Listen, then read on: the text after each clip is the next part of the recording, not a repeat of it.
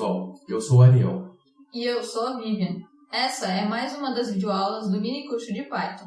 Falaremos um pouco sobre tuplas, outros tipos de sequência e dicionários. Em Python, existem outros tipos de sequências e coleções além das listas. Alguns exemplos são tuplas, conjuntos, byte arrays, dicionários e decks. Falaremos um pouco sobre cada um deles nos slides seguintes. Tuplas são coleções semelhantes às listas, porém são imutáveis. Não se pode acrescentar, apagar ou modificar seus elementos. A declaração de tuplas também é semelhante de listas, porém, ao invés de definir seus elementos dentro de colchetes, utilizamos parênteses. Por exemplo, a tupla T, que tem os elementos 1, 2, 3, 4 e 5. Os parênteses, contudo, são opcionais. Aqui temos a mesma tupla T. Tuplas podem conter tipos diferentes de dados entre seus elementos. Imagine, por exemplo, o par nome e idade, representado pela tupla T, que guarda o nome como uma string e a idade como um inteiro. Os elementos de uma tupla podem ser referenciados da mesma forma que os elementos de uma lista, através de seu índice que começa em 0. Dada a tupla T, para acessar o elemento A, utilizamos o índice 0 e o elemento B, utilizamos o índice 1. Tuplas, como dito anteriormente, são imutáveis, isto é, não é possível atualizar seu conteúdo. Por exemplo, ao tentarmos mudar a idade de Pedro para 22 anos, obtemos o seguinte erro informando que atribuições em tuplas não são possíveis. Também não é possível adicionar novos elementos como em uma lista, seja através do método append ou pela extensão através de outras sequências. Remover elementos de uma tupla também não é possível, seja através do método remove ou através do operador del. É possível, contudo, concatenar tuplas, e o resultado é uma nova tupla com os elementos das tuplas originais. Dado uma tupla T1 e uma tupla T2, é possível concatená-las em uma tupla T3 através do operador mais. Tuplas introduzem o conceito de desempacotamento, às vezes chamado de desconstrução. Dada a tupla T, que representa o par nome e idade, podemos desempacotar seus valores em variáveis individuais. Você provavelmente já quis trocar os valores de duas variáveis entre elas. Dado uma variável A com valor 15 e uma variável B com valor 20, gostaríamos de trocar seus valores entre si. Isso é comumente feito através de uma variável temporária da seguinte forma: temp recebe A recebe B e B recebe temp. Tuplas facilitam a solução. Dadas as duas variáveis, é só utilizar a sintaxe de tupla para trocar seus valores. É possível também criar tuplas a partir de listas.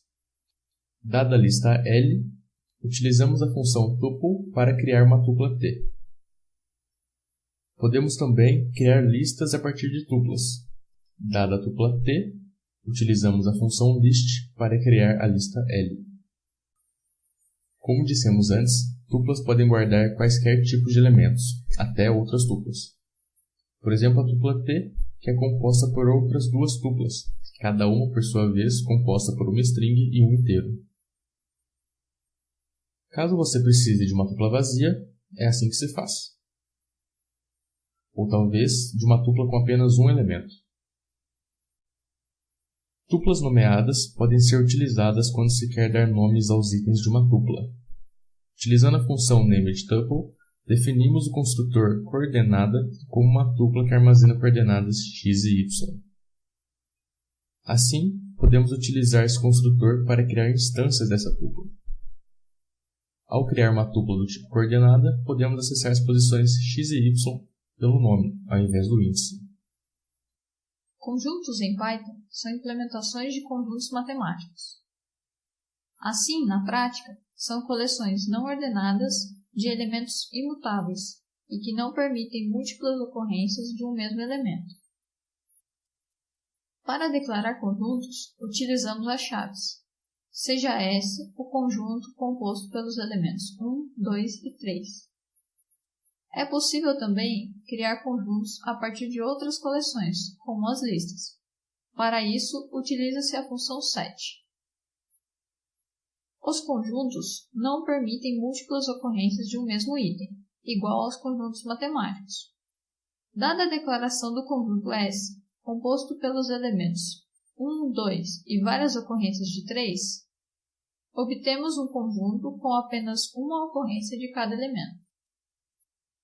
E também não permitem elementos mutáveis. Por exemplo, você não pode ter um conjunto de listas, pois as listas por si só são mutáveis. Porém, os conjuntos em si são mutáveis.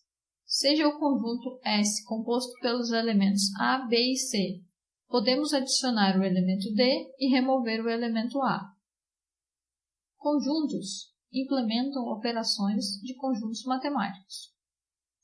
A união de conjuntos, por exemplo, é feita através do método union. A interseção através do método intersection. A diferença é feita através do método difference. Podemos também verificar se um conjunto é subconjunto de outro, através do is_superset, que verifica se um conjunto é superconjunto de outro, ou do método is_subset, que verifica se um conjunto é subconjunto de outro. Conjuntos possuem uma versão imutável, chamada frozen set.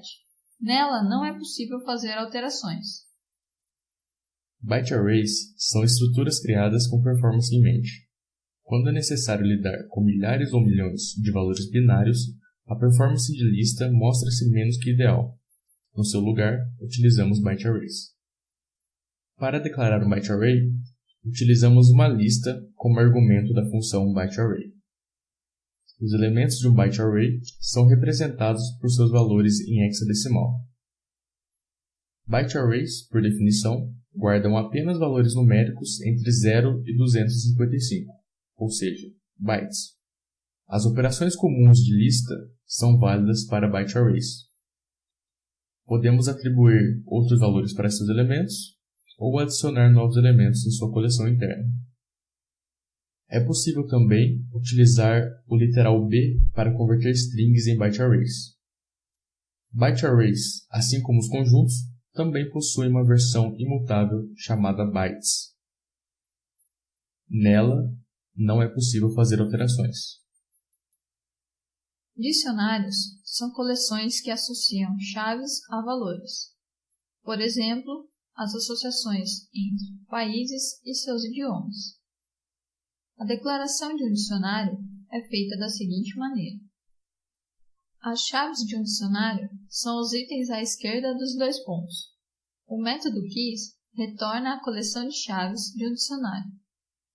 Os valores de um dicionário são os itens à direita dos dois pontos. O método values retorna a coleção de valores de um dicionário. Cada item individual de um dicionário é acessado por sua chave. Por exemplo, para acessarmos o item depósitos, utilizamos a chave 1. Caso uma tentativa de acesso seja feita através de uma chave não existente, obtemos o seguinte erro. Logo, para nos certificarmos da existência de determinadas chaves, podemos utilizar o método get, que não lança exceções no caso de chaves não existentes. É possível também configurar o método get para retornar um valor padrão no caso de uma chave não existir. Dicionários podem armazenar qualquer tipo de valor, como tuplas.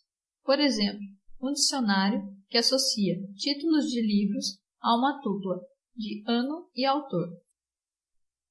Contudo, suas chaves devem ser strings, tuplas ou tipos numéricos, isto é, elas não podem ser mutáveis. Porém, os dicionários em si são mutáveis. Dado o dicionário que representa um menu, é possível alterar seu conteúdo ou adicionar novos elementos. Dicionários não permitem múltiplas chaves com o mesmo valor. Se tentarmos criar um dicionário com chaves iguais, apenas o último valor será considerado. Outro exemplo de uso de dicionários é a criação de matrizes. por exemplo, a matriz de identidade 2x2. Matrizes esparsas podem ser criadas dessa maneira para economizar memória, já que apenas itens preenchidos serão armazenados. O tamanho de um dicionário pode ser obtido utilizando-se a função len. É importante lembrar que o tamanho de um dicionário refere-se sempre à quantidade de pares chave-valor armazenados nele. DECs são implementações de filas duplas, isto é, que permitem adição e remoção de elementos em ambas extremidades, podendo simular tanto filas comuns quanto pilhas. Para criar um DEC, precisamos utilizar o método DEC que pertence ao pacote Collections. O método recebe como entrada uma lista de elementos que farão parte do DEC. A adição de elementos a um DEC pode ser feita tanto à direita quanto à esquerda. Para simular filas, utilizamos o método POPLEFT, que remove o item mais à esquerda do DEC. E para simular pilhas, utilizamos o método POP, que remove o item mais à direita do DEC. DECs permitem que suas coleções internas sejam rotacionadas em uma determinada direção, utilizando no método rotate e um número de posições a rotacionar. Para rotacionar os elementos de um DEC à esquerda, é só utilizar um número de posições negativo.